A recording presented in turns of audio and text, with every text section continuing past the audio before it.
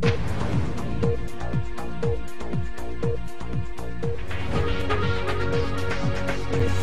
वालेकुम, मैं हूँ आपकी एंकर सबा मलिक। खबर शामिल करते हैं न्यूज़ से।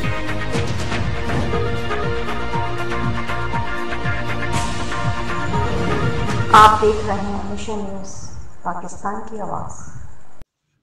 अस्सलाम वालेकुम, मैं सबा मलिक। आप देख रहे हैं mission news. DPO Bilal Zafar DCO Mohammad Riaz की जानिसात ताजदार खत्म नबूवत के वफद से मीटिंग में ज़िला में अमन अमान मजहबी हम आहंगी पर तबादला ख्याल किया गया। वफद ने साल 2020 में अमन अमान बरकरार रखने पर ज़िले इंतज़ामिया की कारकर्दगी को सराहा। जानिसात ताजदार खत्म नबूवत के अहदेदारों ने डीसीओ को शील्ड्स पेश की। ज़िला में अमन अमान के क़याम मजहबी रवादारी के फ़रोग़ के लिए तमाम मुमकिन इक़दाम किए जा रहे हैं। DPO Bilal Zafar DCO Mohammad Riaz, director of Punjab Malik Makhsoos Chinioti, mission news चुन्यो।